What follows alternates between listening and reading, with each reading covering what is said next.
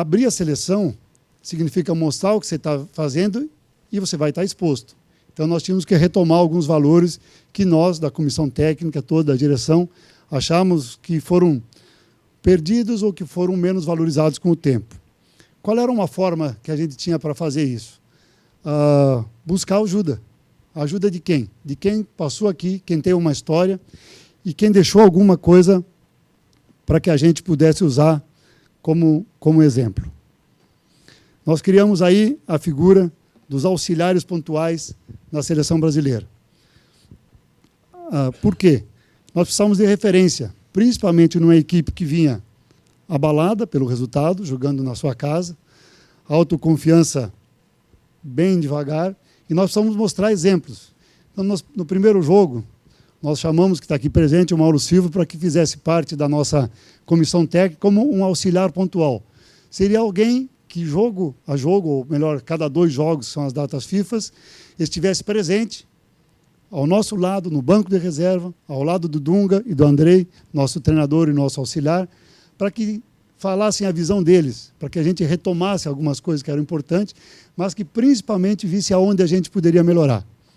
Por que chamamos o Mauro Silva naquele momento? Porque nós estávamos numa situação delicada, em baixa, os jogadores bem traumatizados. Um atleta que significou a carreira toda dele, o comprometimento com o time. Ele sempre jogou em função do time, essa é a marca registrada do Mauro. 14 anos no La Coruña, sendo uma referência até hoje. E nós precisamos começar a resgatar isso para o nosso time. Chamamos o Mauro Silva. Logo em seguida, o Dunga fez uma colocação importante, disse, olha, qual é a nossa essência? Nossa essência é o drible, é a arte, é o futebol bonito. Vamos buscar alguém que possa simbolizar isso. Chamamos o Edu, que eu acho que é o símbolo da arte, da malícia, da ginga do futebol brasileiro, para que fizesse parte da nossa comissão, estivesse conosco. Nós viajamos à China e Singapura, para que os jogadores tivessem essas referências. Nós começamos a marcar alguns pontos que nós queríamos que a nossa seleção usasse como alicerce no futuro. Depois tivemos uma outra ocasião, onde chamamos um jogador, e nesse momento aconteceu uma coisa engraçada, que a gente só ouvia falar que a seleção brasileira era Neymar e mais 10, que ninguém sabia quem eram os 10. Que estava vivendo uma fase muito boa no Barcelona, e nós sabíamos que nós tínhamos jogadores também de muita qualidade. Quem era o personagem escolhido para aquele momento? Era um jogador que foi a uma Copa do Mundo, onde tinha nada mais, nada menos que Pelé. Simples, o maior jogador de todos os tempos. E ele teve um comportamento que interessava a comissão, que os jogadores entendessem. Ele não se contentou em achar que o Pelé fosse resolver todos os problemas do Brasil na Copa de 90. E ele buscou o espaço dele. Como a gente quer que os outros busquem o espaço dele, que convençam que tem qualidade de estar lá e merecimento. O Jairzinho é o único atleta que nós temos hoje no mundo que fez gol em todos os jogos da seleção. Ele não esperou o Pelé, ele não esperou o Gerson, o Tostão, ele fez a parte dele. E era isso que a gente queria deixar muito claro, que nós queremos jogadores que saibam respeitar os jogadores que estão ao lado dele, maior expressão, menor, mas que não se acomode com isso e não espere que eles façam tudo, que eles também têm a responsabilidade de fazer a parte deles. E fez. Uma outra oportunidade, chamamos o Clodoaldo, que representa o quê? A categoria, a beleza e a eficiência, jogando para a equipe, com as histórias dele, da época do Santos, de quem conviveu com o Pelé, com essa turma toda, Zito, Mengalvio, que era uma referência para aquele momento também muito importante. Depois, chamamos Edmilson, campeão de 2002, uma geração já um pouco mais nova, que tem uma facilidade até melhor para se comunicar com essa geração que nós estamos levando para a seleção, e que mostrou o que é a superação, e principalmente quando você está jogando com a equipe. Ele contou a nós, todos a comissão e aos jogadores, a história dele, que ele jogou o primeiro jogo do Mundial, e por algum motivo que o treinador achou que devia fazer, e o treinador está lá exatamente para isso, ele foi tirado do segundo jogo, passou para a reserva. E ele fez uma inconfidência para a gente lá, que ele ligou para a mãe dele, disse, olha mãe, aconteceu uma coisa muito chata aqui, eu joguei, eu acho que eu não fui mal, mas eu estou na reserva para o segundo jogo. A mãe dele falou, puxa, ainda bem, meu filho, ainda bem que você não vai se expor, você não vai ser culpado de nada. Ele falou, mãe, a senhora está enganada. Eu estou aqui para me expor mesmo. Eu estou aqui porque eu quero jogar e eu vou conquistar meu lugar de volta. E conquistou. E naquele momento a gente precisava, por algumas coisas internas que tínhamos, esse tipo de referência.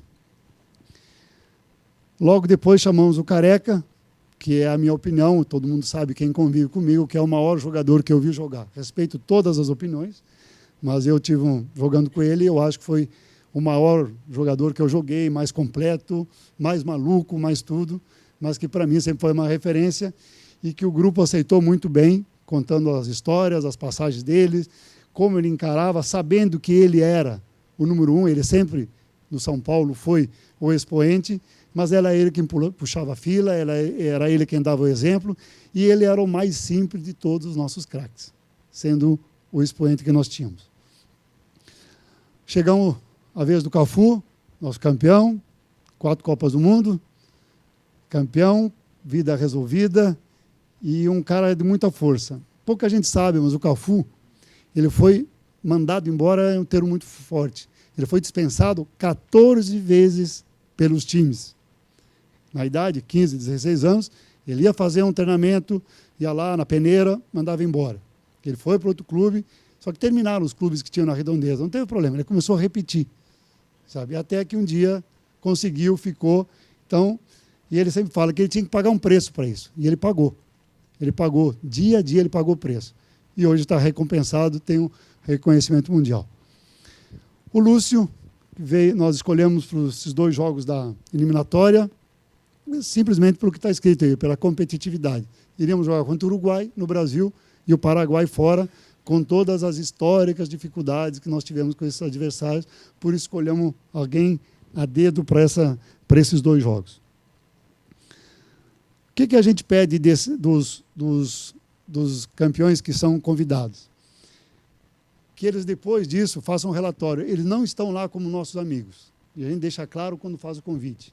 Eles estão lá para apontar aonde a gente vai poder melhorar. E eles conversam durante o período, que estão conosco, e depois fazem um relatório dizendo as coisas que eles acharam muito boas, as que acharam boas, as mais ou menos, mas eu, sinceramente, me interessa que eles acham que estão errados, que é aí que eu tenho a oportunidade de crescer um pouco e corrigir. E todos eles fazem esses relatórios, porque nós temos sempre uma avaliação e um aperfeiçoamento constante do nosso trabalho. Todo mundo tem o direito de opinar, de criticar, e é por isso que eles têm essa função muito importante com a gente lá. Vou passar minhas páginas aqui. Numa seleção brasileira, você tem que ser gestor de pessoas. Você tem que buscar, na sua equipe de trabalho e nos jogadores, pessoas que tenham valores e o perfil adequado ao projeto que está fazendo. Senão, não vai encaixar.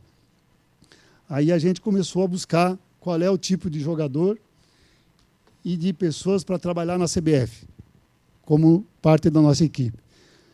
É claro que tem que ser competente, isso é óbvio, mas é uma coisa que a gente frisava bem, e todos os profissionais que estão hoje trabalhando ou na parte de campo ou fora dessa, eles têm a absoluta certeza que eles não estão aqui por favor ou por ser amigo de ninguém. É pela competência que eles demonstraram ou nos clubes que eles trabalharam pelo futebol. O comprometimento, que é fundamental, o Dunga, o Conte falaram pela manhã, não adianta, não existe futebol sem comprometimento. É melhor, quem não tiver comprometido, é melhor fazer uma outra coisa. E o Dunga contou uma história muito engraçada logo no início, que eu vou repetir a vocês aqui. É engraçada, mas é muito simples. Ele fez uma pergunta um dia para os jogadores, assim, no café da manhã, por exemplo. Vou roubar a tua história. Quem é que está mais comprometido com o café da manhã? É a galinha ou o porco? Aí eu só, mas não tem muito sentido. Mas quem é que está comprometido? É a galinha ou o porco? Ah, a galinha, por isso. Não, não é. É o porco, porque o bacon que está lá é a pele dele. Isso significa que se não der certo, já era. A galinha coloca um ovo hoje, amanhã, e a vida segue, e ela segue num lugar onde, quem sabe, não deveria estar. Então, por isso que é muito importante o comprometimento. A franqueza, que é uma das coisas que a gente exigiu de todas as pessoas que vieram trabalhar, não adianta eu ter do lado alguém que só me fale que eu estou certo, que eu estou fazendo as coisas certas. Eu preciso de alguém que me critique, que seja franco. E que, em alguns momentos, seja duro. Se olha, você está no caminho errado. Não é esse lugar. E me convença, principalmente, de que eu devo mudar. E pode ter certeza que eu vou pensar muito e, se precisar, eu vou mudar de rota, se eu estiver convencido do que ele me falou. A lealdade é fundamental. Sem ela, a gente não vai a lugar nenhum. Quando você monta uma equipe de trabalho, em qualquer profissão, não é só no futebol, se as pessoas que estiverem trabalhando contigo não são leais, vocês vão estar perdendo tempo, que vocês não vão chegar a lugar nenhum. Essa é a minha opinião. E o perfil. Como é que a gente achar o perfil dessas pessoas? O que a gente ia exigir deles? Que aí entra um pouco da parte de comissão e a parte com o Dunga. As nossas pessoas e os nossos jogadores teriam que saber pensar em grupo, que é fundamental, que foi falado pela manhã. Pensar em grupo é fácil, quando as coisas dão certo. Mas no momento que você tem alguma turbulência, que vem o comportamento sob pressão. No futebol eu aprendi muito, eu saí de casa com 14 anos para jogar futebol. E eu aprendi que quem não sabe trabalhar sob pressão está na posição errada. Que ela vai chegar, num momento ou no outro, você vai ser pressionado, você vai ser questionado, as suas decisões, os teus valores vão ser interpretados e você vai ter que saber trabalhar com isso. Vai ter que absorver o que é útil, mas principalmente manter o seu caminho. Nós precisamos, nessa nova fase da seleção, pessoas que busquem o aperfeiçoamento constante. Nós não podemos ficar satisfeitos depois de ganhar uma Copa do Mundo, de ter uma conquista. Nós precisamos melhorar, nós precisamos ganhar outra e outra. Porque essa é a exigência da seleção brasileira. Se existem 5 medalhas no nosso símbolo, é por algum motivo, porque as pessoas buscaram se aperfeiçoar para frente. E o perfil do vencedor. Porque se o cara não for vencedor, eu acho que foi o Conte que falou de manhã, né? Ele não se adapta, ele não está aí, ele não está comprometido. Ele não está acostumado a vencer. Ele tem que saber que vencer é aonde ele vai ter que chegar. Quando nós montamos essas equipes, algumas delas, e a maioria, a gente não conhecia. Não conhecia, nós fomos buscar informação, mas nós sabíamos exatamente os valores que a gente queria nessas pessoas. Escolhemos a dedo. Posso garantir a vocês, a seleção brasileira hoje, tanto na parte principal como na base, tem profissionais que são escolhidos a dedo. Onde eu vou buscar esse profissional? Onde tem alguém trabalhando com experiência. Recorri aos clubes. Busquei nos clubes os melhores profissionais e comecei a ver quais deles tinham esse perfil e se encaixavam ao nosso trabalho. Depois de feito isso, eu comecei a definir que a minha função não é muito simpática, tanto na parte de comissão e seleção com os jogadores, como aqui na CBF, definir regras de convivência com todas. Regras bem simples, mas que sejam muito claras para que todo mundo entenda. Baseado em quê? Tudo tem que funcionar na meritocracia, porque senão eu vou perder o comando, as pessoas não vão acreditar no meu discurso. Quem é que está fazendo o melhor trabalho, por exemplo, num clube, numa categoria sub-15? Que ele é o melhor treinador.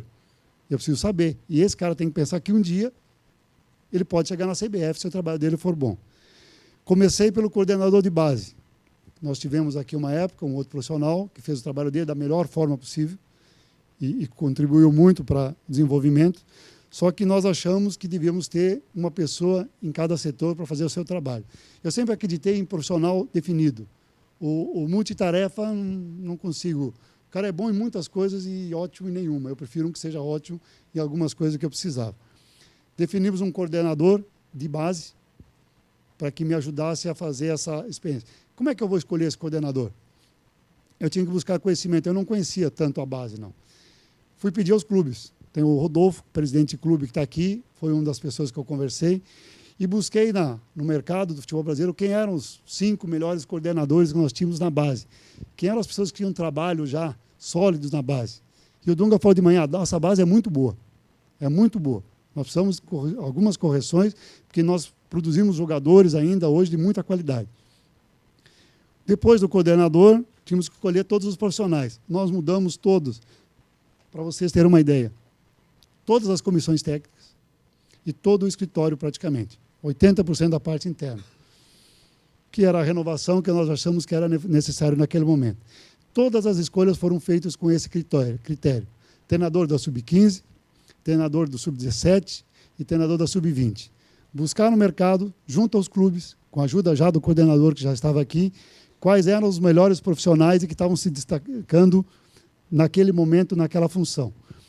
Na época, nós tínhamos aqui alguns profissionais que eram jogadores de futebol, que estavam fazendo o trabalho de treinador. E eu não sou de me lindrar muito, eu falo os nomes mesmo. Um deles era o Gerson Caçapa, na seleção Sub-15. Eu liguei pessoalmente para ele e falei para ele, olha, nós vamos implantar um sistema diferente e nós vvamos fazer as mudanças. Ele falou, não, muito bem. Ele me falou, e até eu estou estudando, fazendo um curso. Eu falei, opa, você chegou onde eu quero chegar. Ele tem que se qualificar, não basta ter sido ex-jogador, ele tem que se qualificar, se preparar e aí ingressar na seleção brasileira. Ele não pode começar aqui na seleção para pegar a experiência. Ele entendeu, foi se aperfeiçoar, está fazendo o curso e tenho certeza que vai ser um grande profissional na seleção em algum clube um dia. Mas esse é o critério que eu tinha que usar. As pessoas que viessem para cá, principalmente em categorias de base, Sub-15, tem que ser muito específico, é muito especialista para poder fazer o trabalho deles. Então, montamos todas as comissões baseado na meritocracia. É simples. Eu posso errar, eu posso cometer algum equívoco, mas eu vou diminuir bem a minha margem, porque eu vou pegar as pessoas que estão se destacando no trabalho que estão fazendo. Espera aí. Outra coisa, as pessoas que têm na seleção, compartilhar conhecimento é muito interessante, mas tem que saber que tipo de conhecimento. Eu queria saber de pessoas que já tinham vivido as situações e pessoas que estudaram. E eu tive que ouvir todo mundo e buscar como fazer isso. Então, eu queria saber de histórias que tinham acontecido. Eu trouxe para a seleção exemplos de pessoas que tinham participado de seleção, porque eu queria implantar uma coisa que o Dunga já de manhã tocou. Não importa. Aqui na seleção, a vaidade é complicada, você está num posto muito elevado, as pessoas te cercam por várias coisas, e a mosquinha da vaidade, de vez em quando, dá umas cutucadas. E é o que a gente não precisava no momento que nós vínhamos. Então, nós definimos muito cedo e rapidamente. Nós queremos ideias, boas ideias. Me apropriar das ideias. E eu sempre fiz isso na minha vida. Eu sempre gostei muito de ouvir, de conversar, de buscar sabedoria. O Franco Badin está aqui. Quando eu trabalhava, várias vezes estava lá, eu gostava de apenas conversar, ouvir para entender, para poder dominar os assuntos. E aí, ouvindo, aprendendo, eu entendi que a ideia é sempre do grupo, não tem um dono da ideia. Se a ideia é boa, me tragam a ideia. Nós vamos avaliar, vamos aplicar, vamos modificar alguma coisa, mas o mais importante ficou muito claro, e hoje eu posso dizer que toda a nossa comissão, todos os nossos profissionais que trabalham sabem que na seleção brasileira de hoje, o importante é a ideia. Quem traz a ideia, tá bom, mas não é o que vai definir as coisas. Vamos lá.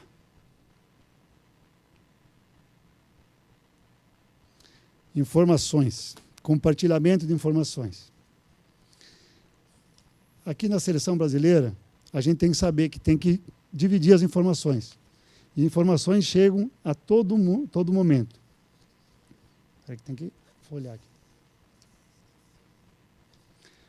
Nós queremos ouvir as informações, mas nós não queremos ouvir dizer, olha, alguém me disse. Eu quero fatos aqui. Eu trabalho com fatos, com dados, com pessoas que me tragam coisas sérias. Essas é que eu vou analisar. Então, a gente definiu muito cedo qual é o tipo de informação. Nós queremos que sejam pertinentes, atualizadas, confiáveis e que eu possa utilizar. Isso nós queremos.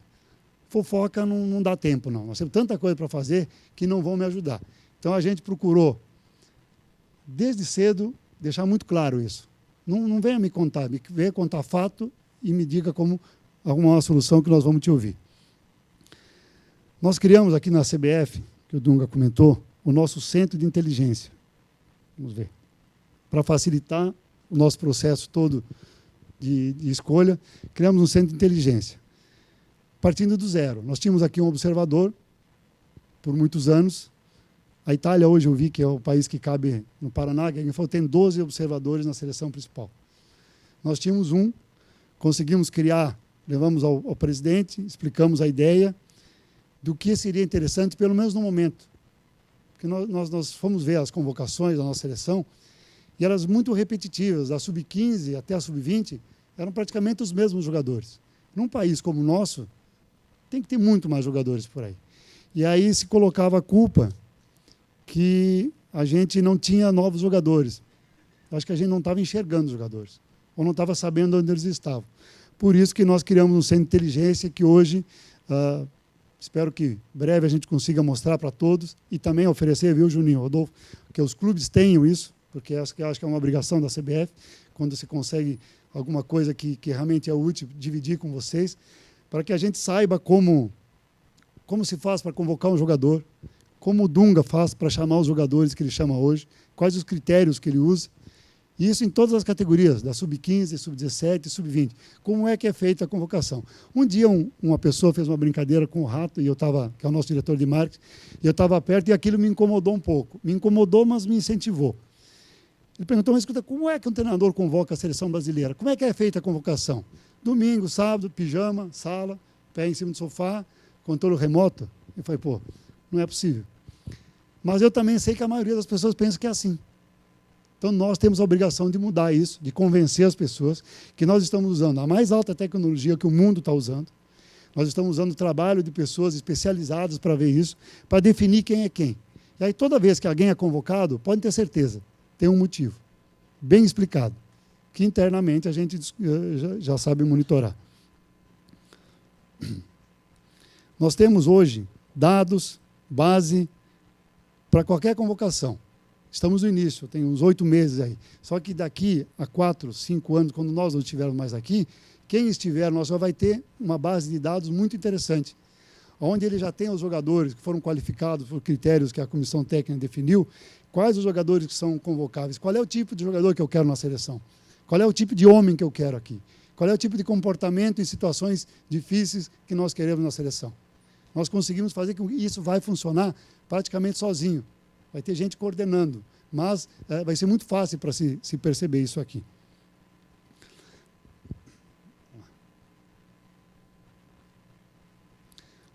As circunstâncias que a gente tem que no futebol. Nós temos circunstâncias que são previsíveis. E aí a gente faz o planejamento, reúne, tenta imaginar todos os tipos de situações que possam vir. E as imprevisíveis. Até porque tem uma bola rolando e o mundo da bola é muito mais imprevisível do que previsível. O que eu faço para resolver o problema da previsível? Planejamento.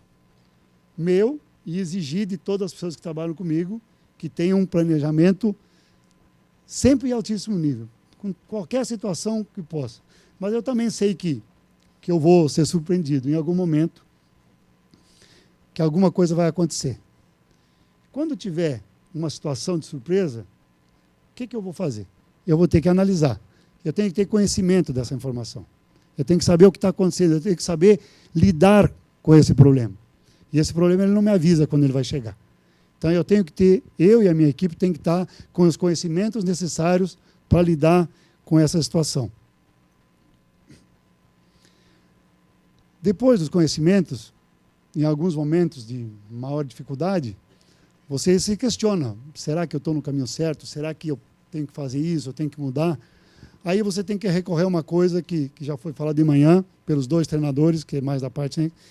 Eu tenho que saber quais são as minhas convicções. Relembrar e ver no que eu acredito. E ver o que se adapta às minhas convicções. Eu sempre falo na seleção, tanto com os jogadores, quando a gente tem um encontro, quanto na parte de staff e do escritório. O mundo mudou. As pessoas mudaram, os jovens têm outra forma de se comunicar, de falar. Eu tenho filhos adolescentes também que têm. Eu preciso entender e eu preciso me transportar a essa linguagem deles. Mas tem uma coisa, isso eu negocio, vejo aqui, convicção não dá para negociar. Convicção você tem que ter. Você tem que ser firme, você tem que saber onde você quer chegar.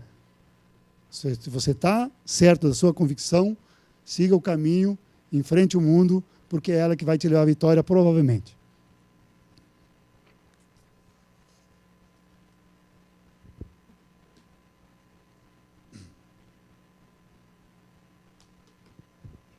Calma que já está terminando. Então, eu acho que o mais importante, gestão e convicções. Por que eu fiz questão de colocar como título da minha palestra? Eu não me preparei para estar aqui, teoricamente, com curso, eu não fui estudar, eu não fui fazer curso de gestão. O mundo me colocou aqui. Eu, com 14 anos, saí para jogar futebol, fui jogador de futebol, fui depois da comissão técnica do Zagallo na Copa de 98, depois fui diretor de um clube grande como o Flamengo, que foi uma bela faculdade por 1 ano e meio, onde, com muita pressão, muitos problemas que eu carrego até hoje, por atitudes que eu tomei, mas que eu estava com a convicção e tomei. Hoje eu tenho mais certeza do que nunca das convicções que eu tomei naquela época. E depois disso, fui ser agente por 10 anos, convivi com algumas pessoas aqui, com o próprio Rodolfo, o Baldini, que trabalhava em equipes, convivemos, e ele sabe que o meu comportamento sempre foi igual e de uma forma. O que eu mudei foi de trabalho, mas as minhas convicções e o meu comportamento foi o mesmo.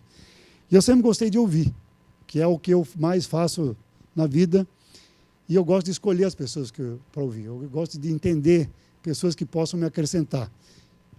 A gente forma alguns grupos de pessoas, muitas vezes, para tomar um vinho ou conversar, mas eles pensam que a gente está se reunindo para contar e falar de futebol. Não, eu estou aprendendo com eles e buscando muitas coisas para usar no futuro aqui. Portanto, para encerrar, mais uma vez eu quero deixar claro, nós estamos fazendo o melhor trabalho que a gente consegue fazer, buscando as melhores assessorias, as melhores pessoas que podem nos ajudar nesse trabalho, e as portas da CBF, da Seleção Brasileira, estão abertas. Mais uma vez eu quero repetir, estão abertas para qualquer pessoa que tenha uma ideia, qualquer coisa para ajudar. Estão abertas, eu estou esperando por vocês, eu quero ouvir vocês no futuro, e eu acho que é isso que eu queria deixar essa mensagem para vocês. A seleção está no momento que nós mudamos o conceito de muitas coisas, que com o futuro, tenho certeza que o campo vai mostrar que essas mudanças foram acertadas e foram providenciais. Algumas a gente sei que a gente vai ter que dar uma corrigida de rota, que é normal, senão tudo andaria perfeito. Mas nós estamos trabalhando sério, acredite nisso, e eu espero vocês, eu quero as ideias. Não esqueçam disso, tá? Obrigado.